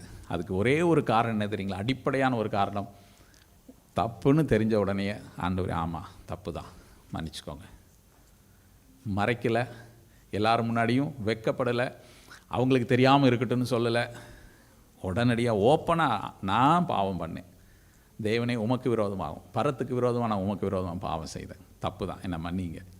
51ஆம் சங்கீதத்தை வாசித்து பாருங்க, ரொம்ப அருமையான ஒரு சங்கீதம். அவர் தன்னை குறித்து எவ்வளவாய் தாழ்த்தி அவர் ஜெபிக்கிறத நம்ம பார்க்குறோம். பிரியமானவர்களே, ஆண்டவர் எதிர்பார்க்கிறது மனம் திரும்புதல். மனம் திரும்புகிறவனே ஆண்டவர் உயர்த்தி வைக்கிறார் என்கிறத நம்ம வேதத்தில் வாசிக்கிறோம். ரெண்டாவதாக பேதுரு நம்ம வாசிக்கிறோம். மத்தேயு 26ஆம் அதிகாரம் 75ஆம் வசனம். மத்தேயு 26. பேதுரு சேவல் கூகுறதற்கு முன்னே நீ என்னை 3 தினம் மறுதலிப்பாய் என்று இயேசு தன்னிடத்தில் சொன்ன வசனத்தை நினைத்து கொண்டு வெளியே போய் மனம் கசந்து அழுதான். நமக்கு தெரியும், பேதுரு இயேசு சீசரிடத்து சொல்லுவாங்க, ஒரு சூழ்நிலை வரும், நீங்கள் எல்லாரும் உங்களுக்கு பிரச்சனை வருங்கிறத ஆண்டவர் சொல்லுவார். இங்கே பாருங்களேன், 31ஆம் வசனத்தை வாசிங்க, 26-31. அப்பொழுது இயேசு அவர்களை நோக்கி, மேய்ப்பனை வெட்டுவேன், மந்தையின் ஆடுகள் சிதறடிக்கப்படும் என்று எழுதியிருக்கிறபடி இந்த ராத்திரியிலே நீங்கள் எல்லாரும் என் நிமித்தம் இடரல் அடைவீர்கள். ஒரு இடரல் வரப்போகுதுப்பா, இந்த ராத்திரியில் வரப்போகுது, கவனமாக இருங்க அப்படிங்கிறார். முன்னாடி எச்சரிக்கிறார், உனக்கு ஒரு சோதனை வரப்போகுது, உனக்கு ஒரு பிரச்சனை வரப்போகுது, என் நிமித்தம் உனக்கு பிரச்சனை வரப்போகுது, கவனமாக இருந்துக்க.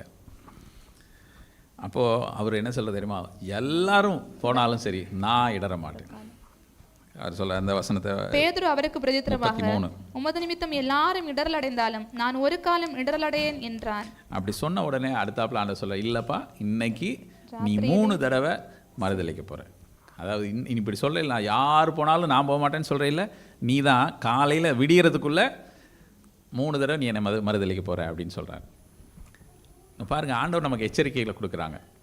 இடரல் வரும், இடரல் நம்ம விழுந்து போகக்கூடிய சூழ்நிலைகள் வரும், சோதனைகள் வரும், விசுவாச சோதனைகள் வரும், போராட்டங்கள் வரும், கவனமாக இருங்க அப்படின்னு ஆண்டவர் சொல்கிறாங்க. அப்போ நம்ம என்ன செய்யணும் அப்படின்னா, ஐயோ ஆண்டவரே எனக்கு கிருபை தாருங்க, நான் விழுந்துடக்கூடாது, நான் சோதனையில், அந்த விசுவாச சோதனையில் நான் விழுந்து விடக்கூடாது, கர்த்தருடைய கிருபை எனக்கு வேணும், எனக்கு கிருபை தாருங்க அப்படின்னு சொல்லி உடனடியாக ஆண்டவரத்தில் கேட்கணும். அதை விட்டுட்டு எனக்கு அதெல்லாம் ஆகாது, நான் யார், நான் எத்தனை வருஷம் விசுவாசி, நான் எப்படி ஜெபம் பண்ணுறேன், நான் எப்படி ஊழியம் பண்ணுறேன், எனக்கு அந்த அப்படியெல்லாம் நடக்காது. அப்படி இல்லை, பேதுரு அப்படி தான் சொன்னார், யார் போனாலும் சரி நான் போக மாட்டேன். அவர் மறுபடியும் ஸ்பெசிஃபிக்காக சொல்கிறார், நீ 3 தடவை மறுதலிக்க போகிற. அப்போவாது கேட்டிருக்கலாம், ஐயோ நானா, ஆண்டவரே என்னை மன்னிச்சிருங்க, எனக்கு கிருபை தராங்க, அப்படி நான் மட்டும் செஞ்சிடக்கூடாது, அப்படியாவது சொல்லி ஜெபிச்சிருக்கலாம். அங்கே ஜெபிச்ச மாதிரி நமக்கு வசனம் எதுவும் இல்லை. கடைசிக்கு அந்த அதிகாரத்துக்குள்ளேயே என்ன நடக்குது, அந்த அதே சம்பவம் நடக்குது. சம்பவம் நடந்த பிறகு நமக்கு என்ன வசனம் தெரியும், ஆண்டவர் வந்து அப்படியே திரும்பி பார்ப்பார். சேவல் கூவினது 70ஆம் வசனம், இங்கே தான் வாசிக்கிறோம். அதற்கு அவன், நீ சொல்லுகிறது எனக்கு தெரியாது என்று எல்லாருக்கும் முன்பாக 74. அப்பொழுது அவன் அந்த மனுஷனை அறியேன் என்று சொல்லி சபிக்கவும் சத்தியம் பண்ணவும் தொடங்கினான். உடனே சேவல் கூவிற்று. சேவல் கரெக்டாக ஆண்டவர் சொன்ன மாதிரி கரெக்டாக சிச்சுவேஷனாக கரெக்டாக அந்த நேரத்தில் சேவல் கூவுது. அப்போது பாருங்கள், இயேசு தனக்கு சொன்ன இன்னொரு இடத்துல இயேசு அவனை பார்த்தார்னு இருக்கும், மத்தேயில இருக்கும், சாரி இன்னொரு இடத்துல இருக்கும். ஓகே, இது நம்ம வாசிக்கிறது மத்தேயு, லூக்கான்னு நினைக்கிறேன். இயேசு அவனை பார்த்தார்னு இருக்கும். உடனடியாக அவன் என்ன தெரியுமா, ஐயோ இயேசு சொன்ன வார்த்தையை நினைவு கூர்ந்து, ஐயோ ஆண்டவரே நீங்கள் சொன்னீங்க, ஆனாலும் நான் உணரலை, ஆனாலும் நான் ஜெபிக்கலை, ஆனாலும் நான் உஷாராக இருக்கலை, ஆனாலும் நான் என்னை காத்துக்கொள்றதுக்கு நான் முயற்சி எடுக்கலை அப்படின்னு சொல்லி மனங்கசந்து அழுதான்னு சொல்லி நம்ம வாசிக்கிறோம். மனம் திரும்புகிற ஒரு இருதயத்தை நம்ம இந்த இடத்துல பார்க்குறோம். அடுத்த அதனுடைய முழு விவரமும் யோவான் 21ஆம் அதிகாரத்தில் நம்ம வாசிப்போம். இயேசு அவனிடத்துல போய் அதே பேதுருவிடத்தில் நீ என்னை நேசிக்கிறாயான்னு கேட்பாங்க. அவன் ஆமாண்டவரே நீர் அறிவின்னு சொல்லி நேசிக்கிறேன்னு சொன்னதுக்கப்புறம் அவனை மறுபடியும் ஆண்டவர் என்ன தெரியுமா உயர்த்துவார், சபையை கட்டுகிற ஒரு இடத்துல அப்போஸ்தலனாய், பிரதான அப்போஸ்தலனாய் அவனை உயர்த்துவார்.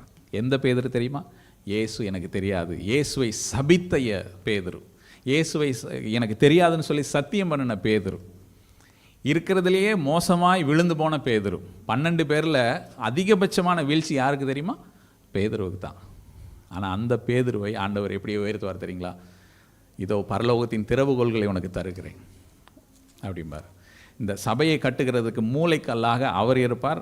முதலாவது சபையை யார் ஆரம்பிப்பார் தெரியுங்களா? பேதுரு தான் ஆரம்பிப்பார். அப்போஸ்தலர் 2ஆம் அதிகாரத்தில் வாசிக்கலாம். ரொம்ப அற்புதமான ஒரு உயர்வு. என்ன காரணம்? ஒரே ஒரு காரியம் என்ன தெரியுங்களா? உடனடியாக அவர் மனங்கசந்து அழுது கர்த்தரிடத்தில் தன்னுடைய பாவத்தை அறிக்கையிட்டு அவர் தேவனுடைய வழியில் மறுபடியும் வந்தார். அதே வேளையில் யூதாஸ், அதே அந்த 12 இன்னொருத்தர் யார்?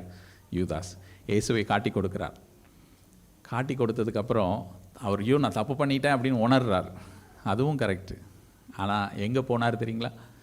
பிரதான ஆசாரியர். அந்த வசனத்தை எடுத்து வாசிங்க, 27ஆம் அதிகாரம் 3-5 வரைக்கும். மத்தேயு 27. அப்பொழுது அவரை காட்டி கொடுத்த யூதாஸ் அவர் மரணாக்கினைக்குள்ளாக தீர்க்கப்பட்டதைக் கண்டு மனஸ்தாபப்பட்டு அந்த 30 வெள்ளிக்காசை பிரதான ஆசாரியரிடத்திற்கும் மூப்பரிடத்திற்கும் திரும்ப கொண்டு வந்து, குற்றமில்லாத இரத்தத்தை நான் காட்டி கொடுத்ததினால் பாவம் செய்தேன் என்றான். அதற்கு அவர்கள், எங்களுக்கு என்ன, அது உன் பாடு என்றார்கள். அப்பொழுது அவன் அந்த வெள்ளிக்காசை தேவாலயத்தில் எறிந்துவிட்டு புறப்பட்டு போய் 4 கொண்டு செத்தான். பாருங்க, இவருக்கும் அது தப்புன்னு தெரியுது. தப்பு பண்ணிட்டாரு, காட்டி கொடுத்துட்டாரு, நான் பாவம் செய்தேன். அவர் பாவம் செய்யலாம் சொல்ல, அவருக்கும் உணர்வு வந்துச்சு, பாவம் செய்துட்டேன். ஆனால் எங்கே போனார்? பாவம் செய்துட்டேன்னு சொன்னதுக்கப்புறம் பிரதான ஆசாரியர் இடத்துல மனுஷங்கிட்ட போனார். பணத்தை கொடுத்து அதை சரி பண்ண பார்க்குறாரு. இந்த பணத்தை வச்சு தான் நான் காட்டி கொடுத்தேன், அதே பணத்தை நான் திருப்பி கொடுத்துட்றேன், நான் செஞ்ச பாவத்தை நான் அதுக்கான இதை நான் திருப்பி கொடுத்துட்றேன், அவரை விடுதலை ஆக்கியிருக்கேன். அது சொல்ல முடியாது. நீ ஒன்ஸ் காட்டி கொடுத்தாச்சா அவ்வளோதான். இதுக்கப்புறம் அவர் இதில் ஒரு காரியத்தை நம்ம புரிந்து கொள்ளணும். அவர் முயற்சி பண்ணுறார், தன்னுடைய மாம்சத்தில் முயற்சி பண்ணுறார். தங்கிட்ட இருக்கிற அதிகாரத்தை, பணத்தை, செல்வத்தை வச்சு எப்படியாவது இதுலேருந்து வெளியே வரணும்னு நினைக்கிறார். முடியலை. இப்போ என்ன பண்ணியிருந்துருக்கலாம்? ஆண்டவர்கிட்ட வந்திருக்கலாம். ஐயோ ஆண்டவரே நான் தெரியாமல் பண்ணிட்டேன், ஆண்டவரே மன்னிச்சிருங்க. ஆனால் அவர் என்ன தெரியுமா பண்ணிட்டாரு? இனிமேல் வழி இல்லை, இனிமேல் நான் பிரதான ஆசாரிட்டே போயிட்டேன், என் பணத்தை எல்லாம் கொடுத்து பார்த்துட்டேன், இனிமேல் அவர் விடுதலையே பண்ண முடியாது அப்படின்னு சொல்லிட்டு என்னது பண்ணிட்டாரு? செத்துட்டார். எனக்கு வழி இல்லைன்னு நினச்சிட்டார். பிரியமானவர்களே, இந்த இடத்துல தான் நம்ம ரொம்ப முக்கியமான ஒரு விஷயத்தை கவனிக்கணும். நம்ம இன்றைக்கி உயிரோடு இருக்கிறோம் இல்லையா? உயிரோடு இருக்குன்னா வாய்ப்பு இருக்குன்னு அர்த்தம். நல்லா புரிஞ்சுக்கோங்க. Still we have an opportunity, we have choice as long as we are living. இன்று எண்ணப்படும் அளவும் நாள்தோறும் நம்ம ஒருவருக்கு ஒருவர் புத்தி சொல்ல கடவோன்னு சொல்கிறாரு. ஆஸ் லாங் as டுடே, இன்றைக்கி இருக்கா? இன்றைக்கி உயிரோடு இருக்கிறோமா? there is opportunity. நிறைய அவ்வளோதான், முடிஞ்சு போச்சு என் வாழ்க்கை, இனிமேல் நான் என்னால் ஒன்றும் பண்ண முடியாது, நான் அவ்வளோ தூரம் ரொம்ப மோசமான தவறுக்குள்ளே நான் விழுந்துட்டேன். இல்லைங்க, நம்ம உயிரோடு இருக்கிறோம்ல, அது மாத்திரம் போதும். இன்னொரு இடத்துல நம்ம வாசிப்போம், உங்களுக்கு தெரியும், கலிலேயர் சீலோவாம்ங்கிற கோபுரம் விடிஞ்சு விழுந்து போச்சு, 17 பேர் செத்து போயிட்டாங்க அப்படின்னு சொல்லும்போது ஆண்டவர் சொல்லுவார், அவங்க பாவிகள்னு நினைக்காதீங்க, நீங்கள் மனம் திரும்பாவிட்டால் இப்படியே நீங்கள் கெட்டு போயிடுவீங்க. மத்தேயு எந்த அதிகாரம்? லூக்கா 13 ஆண்டவர்கிட்ட கேட்பாங்க, எப்போ அவங்க செத்து போயிட்டாங்க, ஒரு ஆக்சிடென்ட் ஆயிடுச்சு, கோபுரம் இடிஞ்சு விழுந்து செத்து போயிட்டாங்க, அவங்கெல்லாம் பாவிகளா, அதனால தான் செத்து போயிட்டாங்களா, அகாலமாக செத்து போயிட்டாங்களா? அப்போ சொல்லுவார், இல்லைப்பா, அவன் ஏன் செத்தாங்கிறத பற்றி கவலைப்படாத, நீ மனம் திரும்பலைனா, அந்த வசனத்தை மட்டும் அப்படி இல்லவென்று உங்களுக்கு சொல்லுகிறேன், நீங்கள் மனம் திரும்பாமற் போனால் எல்லாரும் அப்படியே கெட்டு போவீர்கள் என்றார். மனம் திரும்பாம போனீங்கன்னா அவன் செத்துட்டான், இனிமே ஒன்றும் பண்ண முடியாது. உயிரோடு இருக்கிற வரைக்கும் என்ன இருக்குது? வாய்ப்பு இருக்குது, நம்ம மனம் திரும்புறதுக்கு வாய்ப்பு இருக்குது. அவன் செத்துட்டான், இப்போ மனம் திரும்ப முடியாது, கெட்டு போயிடுவீங்கப்பா. அதனால் இன்றைக்கி நீ உயிரோடு இருக்கிறியா, அவன் ஏன் செத்தான்னு நீ யோசிச்சுட்டு இருக்காத. அவன் செஞ்ச பாவமா, அவன் செஞ்ச அக்கிரமமா, அவன் எல்லாரை விட அவன் பாவியா, அதெல்லாம் அதை பற்றி கவலைப்படாது. அவன் செத்துட்டான், நீ உயிரோடு இருக்கில்ல, மனம் திரும்புங்கிறார். எவ்வளோ பெரிய நாள், எவ்வளோ நல்ல ஆண்டவர். நமக்கு எவ்வளவு மோசமான வீழ்ச்சி ஆனாலும் சரி, ஆண்டவர் நம்மிடத்தில் எதிர்பார்க்குறது எப்போ நமக்கு தெரியுதோ, தவறுன்னு தெரியுதோ, உடனடியாக மனம் திரும்பினால் நமக்கு மீட்பு உண்டு. பிரியமானவர்களே, கர்த்தர் நல்லவர், கர்த்தர் நல்லவர். ஒரே ஒரு காரியத்தை இதில் பார்த்துக்கலாம். பேதுருவுக்கு அவன் செய்த பாவத்தை குறித்த அறிவு வந்த உடனே அவர் என்ன உணர்வு அடைஞ்சார்? ஐயோ நான் பாவி அப்படிங்கிறத உணர்ந்தார், பாவ உணர்வு. யூதாஸ் என்ன உணர்வு வந்துச்சு தெரியுமா? அவருக்கு குற்ற உணர்வு வந்துச்சு. கன்விக்ஷன் அண்ட் கண்டம்னேஷன் ரெண்டுக்கும் உள்ள வித்தியாசம். ஒரே காரியம்தான், நான் தப்பு பண்ணிட்டேன் அப்படிங்கிறத உணர்ந்து நான் பாவத்தில் விழுந்துட்டேன் அப்படிங்கிறத அறிஞ்சதுக்கப்புறம் நான் பாவம் பண்ணிட்டேங்கிற அந்த கன்விக்ஷன் வந்துச்சுன்னா நம்ம எங்கே போவோம் தெரியுங்களா? ஆண்டவர்கிட்ட போவோம். குற்ற உணர்வு வந்துச்சுன்னா நம்ம என்ன பண்ணுவோம்? நான் பாவி, நான் இனிமேல் என்னால் ஒன்றும் பண்ண முடியாதுன்னு சொல்லிட்டு நம்ம ஆண்டவரை விட்டு விலகி போவோம். நம்ம குற்ற உணர்வுக்குள்ளாய் போகாதபடிக்கு பாவ உணர்வுக்குள்ளாய் நம்ம வரணும். தப்பு பண்ணிட்டோம், மன்னிச்சிருங்க ஆண்டவரே, டக்குன்னு ஆண்டவர்கிட்ட போயிடணும். ஆண்டவருடைய உடனடியாக சரண்டர் ஆயிடணும். நமக்கு மீட்பு உண்டு. பிரியமானவர்களே, கடைசியாக ஒரே ஒரு வேத பகுதியை வாசித்து நம்ம முடிக்கலாம். லூக்கா 23ஆம் அதிகாரம் 32 வாசிங்க.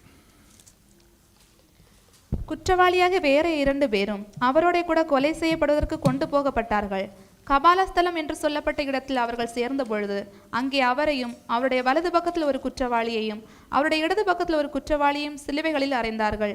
அப்பொழுது இயேசு, பிதாவே, இவர்களுக்கு மன்னியும், தாங்கள் செய்கிறது இன்னதென்று அறியாதிருக்கிறார்களே என்றார். ஓகே, இங்கே 2 பேரை இயேசு கூட சிலுவையில் அறையும்படியாக கொண்டு போக போகிறாங்க. இயேசுவோடு கூட சிலுவையில் அறையப்பட்டவர்கள் மரண தண்டனைக்கு பார்த்துருவாங்க. மரணம், தூக்கு தண்டனைன்னு நம்ம சொல்கிற மாதிரி தான். மரண தண்டனைக்கான பாவம் செய்தவர்கள், அநியாயம் செய்தவர்கள் அந்த நாளில். அப்போ குற்றத்துக்கு தகுதியானவர்கள், தண்டனைக்கு தகுதியானவர்கள். இப்போ 39ஆம் வசனத்தை வாசிங்க. அன்றியும் சிலுவையில் அறையப்பட்டிருந்த குற்றவாளிகளில் ஒருவன், நீ கிறிஸ்துவானால் உன்னையும் எங்களையும் ரட்சித்துக்கொள் என்று அவரை இகழ்ந்தான். 40. மற்றவன் அவனை நோக்கி, நீ இந்த ஆக்கினைக்குட்பட்டவனாயிருந்தும் தேவனுக்கு பயப்படுகிறதில்லையா? நாமோ நியாயப்படி தண்டிக்கப்படுகிறோம், நாம் நடப்பித்தவைகளுக்கு தக்க பலனை அடைகிறோம், இவரோ தகாததொன்றையும் நடப்பிக்கவில்லையே என்று அவனை கடிந்து கொண்டு. 2 பேரும் ஒரே மாதிரியான குற்ற தண்டனைக்கு உள்ளாய் இருக்கிறாங்க. 2 பேரும் சிலுவையில் தொங்கிட்டு இருக்கிறாங்க. 2 பேரும் குற்றவாளிகள், 2 பேரும் பாவிகள். ஆனால் ஒருத்தன் சொல்கிறான், நீ பெரிய தேவகுமார்னு சொல்கிறீர, நீங்கள் அற்புதம் செய்யுங்க பார்க்கலாம், எங்களை சிலுவையில் இறக்குங்க பார்க்கலாம் அப்படிங்கிறாரு. நான் பாவம் பண்ணது உண்மைதான், கொலை பண்ணது, கொள்ளையடிச்சது, அதெல்லாம் அதை பற்றி பிரச்சனை கிடையாது. நீங்கள் நல்லவராக இருந்தால் என்னை விடுதலையாக்குங்க பார்க்கலாம், சரிங்களா? ஆனால் மற்றவன் தெரியுமா சொல்கிறான், நாம் நியாயப்படி தண்டிக்கப்படுகிறோம். நான் இந்த சிலுவைக்கு வந்தது சரிதான், எனக்கு இந்த தண்டனை சரிதான், எனக்கு இந்த அவமானம் சரிதான், நியாயம் தான், நான் குற்றவாளி தான், நான் குற்றவாளி தான். ஆனால் அவர் அப்படி இல்லை. அவர் எந்த பாவம் செய்யாதவர். அவர் மனிதர்களில் பிறந்ததில் எந்த பாவம் பிலாத்துவால் கண்டுபிடிக்க முடியல, பிரதான ஆசிரியரால் கண்டுபிடிக்க முடியல, எல்லாம் பொய் சாட்சி தான் சொன்னாங்களே ஒழிய ஒருத்தரால் கூட அவர் பாவி என்று சொல்ல முடியல. அவர் அநியாயமாய் தண்டிக்கப்படுகிறார். அந்த இடத்துல அவன் உணர்ந்துட்டு என்னவா சொல்லலாம், உடனே ஆண்டவர்கிட்ட சொல்கிறான், ஆண்டவரே, நீங்கள், அவருக்கு நல்ல நிச்சயம் இருக்குது, இவர் எங்கே போவார்? பரலோக ராஜ்யத்துக்கு போயிடுவார். இவர் மனுஷன் கிடையாது, இவர் தேவகுமாரன். இவர் யார்? கொலை பண்ணி கொள்ளையடித்து சாகிறதுக்காக தொங்கிட்டு இருக்கிற மனுஷன், பாவி. அவருக்கு வெளிப்பாட்டு இருக்கு என்னது? இவர் தேவகுமாரன், இவர் பரலோக ராஜ்யத்தில் இருப்பார். அவர்னால தான் அவர் சொல்கிறாரு, ஆண்டவரே, நீர் உடைய ராஜ்யத்தில் வரும்போது அடியே நினைத்தல். ஆண்டவரே, என்ன நினச்சிக்கோங்க, நான் பாவி தான்.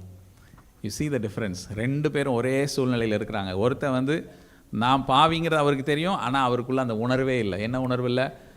நான் தப்பு பண்ணிட்டேங்கிற உணர்வு இல்லை. ஆனால் இவர் சொல்கிறாரு, நான் நியாயமாக, எனக்கு இந்த தண்டனைக்கு நான் தகுதியானவன் தான், எனக்கு இது வேணும் தான், இதுவும் வேணும், இன்னமும் வேணும் அப்படிங்கிற இடத்துக்கு அவர் நிற்கிறாரு. அந்த மனுஷன் ஆண்டவர் சொல்றார், நீ இன்றைக்கு என்னோட கூட பரதேசிலே இருப்பாய். இன்னைக்கு சாயங்காலம் சாக போகிறோம், 2 பேரும் சாக போகிறோம், செத்த உடனே நீ என் கூட இருப்பா. எவ்வளவு மேன்மை பாருங்களேன். நம்ம ஒருவேளை கடைசி நிமிஷம் வரைக்கும் அந்த சிலுவையில் தொங்கின திருடனை போல, குற்றவாளியை போல கடைசி கட்டத்தில் நம்ம இருக்கலாம். நான் மனம் திரும்புவதற்கோ ஏற்ற கனியை கொடுப்பதற்கோ, என் வாழ்க்கையில் மாற்றம் வந்துருச்சுங்கிற வெளியே காண்பிக்கிறதுக்கு எந்த ஒரு தருணம் இல்லாத கடைசி நிமிஷமாக கூட இருக்கலாம். ஒருவேளை இந்த நிமிஷத்தில் நீங்கள் மனம் திரும்பினால் கடைசி நிமிஷத்தில் மனம் திரும்ப ஆண்டவர் சொல்லார், என்னோடு கூட நீ பரதேசில் இருப்பாய். அதனால் நெவர் டூ லேட்.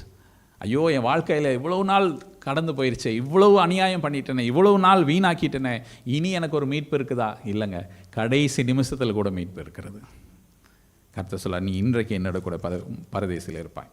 ஆண்டவர் சொல்கிறாங்க, அறியாமையுள்ள காலத்தில் தேவன் காணாதவரை போல இருந்தார், இப்பொழுதோ எங்கும் உள்ள மனுஷரெல்லாம் மனம் திரும்ப வேண்டும் என்று தேவன் விரும்புகிறார். பிரியமானவர்களே, எல்லாரும் கண்களை மூடி ஆண்டவரை நோக்கி பார்க்கலாமா? மனம் திரும்பின ஒரு அனுபவம் நம்ம எல்லாருக்கும் தேவைப்படுது. அது ஆண்டவரை அறிந்தவர்களானாலும் சரி, ஆண்டவரை அறியாதவர்களானாலும் சரி.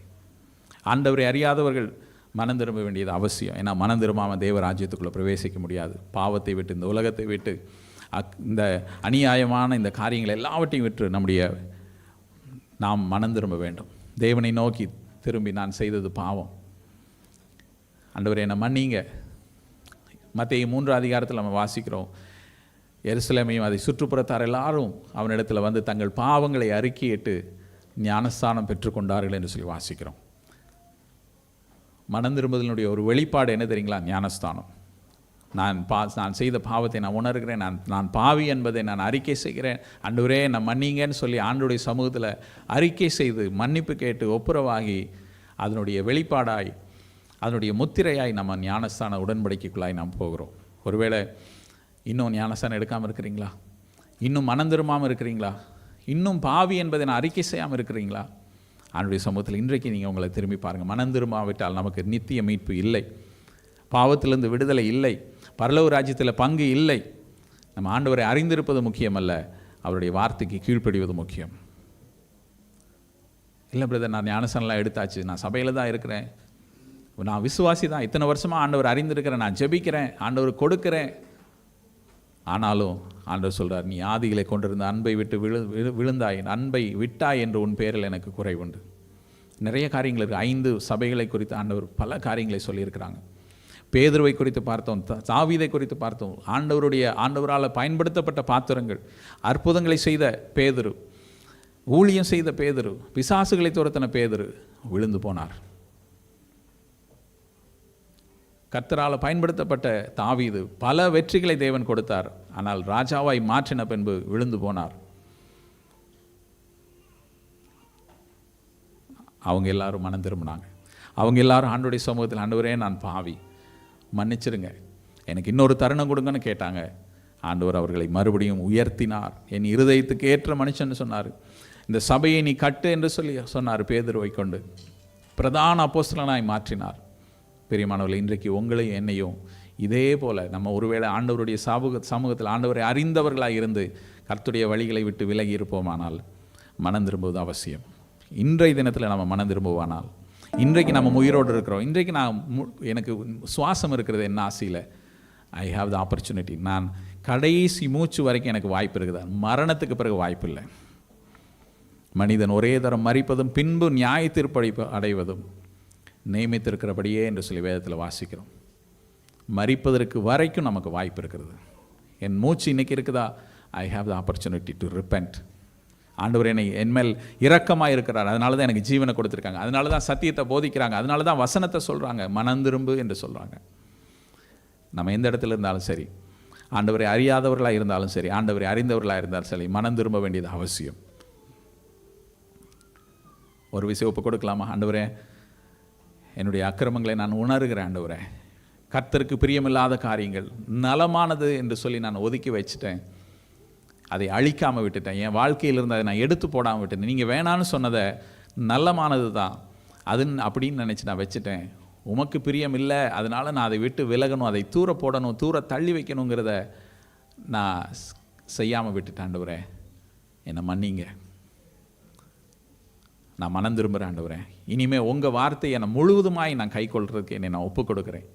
நம்ம ஜெபிக்கலாமா? ஒருவேளை நான் நிறைய இடங்களில் நான் தவறிட்டேன். ஆண்டவரே, உங்கள் வார்த்தையை நான் கீழ்ப்படியாமல் நான் விழுந்துட்டேன், நான் பாவி, நான் மிகப்பெரிய பாவம், சபிக்கவும் சத்தியம் பண்ணணும் தொடங்கின பேதுருவை போல் நான் பாவம் பண்ணிட்டேன், விபச்சாரம் பண்ணிட்டேன், அடுத்த பெண்ணோட விபச்சாரம் பண்ணிட்டேன், கொலை பண்ணிட்டேன், தாவீதை போல். எனக்கு மீட்பில்லைன்னு சொல்லி நான் இவ்வளோ நாள் நினச்சிட்டு இருந்தேன். ஆண்டவரே, இந்த வார்த்தைக்காய், சத்திய வார்த்தைக்காய் உமக்கு நன்றி. எனக்கு கிருபை தாருங்க, என்னை மன்னிங்க, நான் மனம் திரும்புகிறேன். இனி நான் பாவம் செய்யாதபடி, இனி நான் உமக்கு உகந்த பாத்திரமாய் நான் மாற என்ன நான் ஒப்புக் கொடுக்கிறேன். அந்த விபச்சாரத்தில் கையும் மையுமாய் பிடிப்பட்ட அந்த பெண்ணை பார்த்து ஆண்டவர் சொன்னார், நீ போ, இனி பாவம் செய்யாதே. என்னோட கூட ஜெபிப்பீங்களா? ஆண்டவரே எனக்கு கிருபை தாருங்க, எனக்கு உதவி செய்யுங்க, நான் மனம் திரும்புகிறேன், நான் ஒப்புக்கிறேன் ஆண்டவரே, நான் பாவிங்கிறத நான் ஒத்துக்கிறேன், உங்கள் வார்த்தைக்கு மீறி நான் நடந்திருக்கேங்கிறத நான் ஒத்துக்கிறேன், உங்கள் வசனத்துக்கு கீழ்ப்படியாமல் இருந்துட்டேங்கிறத நான் ஒத்துக்கிறேன், என்னை மன்னிங்க, நான் மனம் திரும்புகிறேன், இந்த நாளில் நான் என்னை ஒப்புக் கொடுக்குறேன், என்னை பரிசுத்தப்படுத்துங்க, உங்களுடைய ரத்தத்தினால் என்னை கழுவுங்க, என்னை மறுபடியும் உங்களுடைய கரத்தில் எடுத்து உபயோகப்படுத்துங்க ஆண்டவரே. பேதுருவை பயன்படுத்தினவர், தாவீதை உயர்த்தினவர், என்னையும் பயன்படுத்துங்க. எங்களை நேசிக்கிற எங்கள் நல்ல தகப்பனே உமக்கு நன்றி செலுத்துகிறோம். நீர் எங்கள் மேல் எவ்வளவாய் அன்பு கூர்ந்து ஆண்டவரே ஸ்தோத்திரம், எங்களுடைய பாவங்களுக்கான பரிகார பலியாய் நீங்கள் சிலுவையில் மறித்தீங்க. நாங்கள் உங்களை தேடாத போதும் நீங்கள் எங்களை தேடி வந்தீங்க ஆண்டவரே. அப்பா ஸ்தோத்திர ராஜா, உங்களுடைய மீட்பை, அந்த இலவசமாய் நீங்கள் தருகிற அந்த ரட்சிப்பை நாங்கள் உதாசீனப்படுத்திட்டோம், எங்களை மன்னிங்க. எவ்வளோ நாட்களுக்கு சத்தியத்தை கேட்டிருக்கிறோம், ஆனாலும் நாங்கள் கீழ்ப்படியாமல், பாவத்தை விட்டு மனம் திரும்பாமல், அதற்கேற்ற கிரியைகளை நடப்பிக்காமல் நாங்கள் இருந்துட்டோம், மன்னிங்க. இந்த நாளில் எங்களை ஒப்புக் கொடுக்குறோம் ஆண்டவரே, கிருபை தாருங்க, எங்களை மன்னிங்க, எங்களை பரிசுத்தப்படுத்துங்க, உம்முடைய பிள்ளையாய் மாற்றுங்க. ஞானஸ்தானத்துக்கு நான் ஒப்புக் கொடுக்குறேன் ஆண்டவரே. அறிந்த பிள்ளைகளாய் அறிந்து ஞானஸ்தானம் எடுத்து ஆனாலும் கர்த்தருடைய வழிகளை நடக்காமல் விழுந்து போன நிலைமையில் இருக்கிற என்ன மன்னிங்க ஆண்டவரே, எனக்கு கிருபை தாருங்க. மறுபடியும் என்னை நிலைநிறுத்துங்க ஆண்டவரே, மறுபடியும் உங்கள் கையில் என்னை எடுத்துக்கொள்ளுங்க, உங்களுடைய கரத்துக்குள்ளாக என்னை வைத்து பாதுகாத்துக்கொள்ளுங்க, என்னை மறுபடியும் வழி நடத்துங்க. உங்களுடைய சித்தம் செய்ய, உங்களுடைய ராஜ்யத்துக்கு பிரயோஜனமாய் நான் பயன்பட நான் ஜெபிக்கிறேன். கர்த்தரை கிருபை தாருங்க. என்னோடு கூட ஜெபிக்கிற ஒவ்வொருவருக்கும் கர்த்தர் கிருபை தாருங்க ஆண்டவரே. ஸ்தோத்திரம். ஒரு மனம் திரும்புதல், ஒரு விடுதலை, ஒரு சமாதானம், ஒரு ரட்சிப்பு உண்டாகும்படியாய் ஜெபிக்கிற ஆண்டவரே, ஒவ்வொருடைய இருதயத்தில் கர்த்தர் கிரியை செய்வீராக, ஒரு பெரிய மீட்பை கட்டளையிடுவீராக. இயேசுவின் நாமத்தில் ஜெபிக்கிறோம் எங்கள் நல்ல பிதாவே. ஆமேன், ஆமேன்.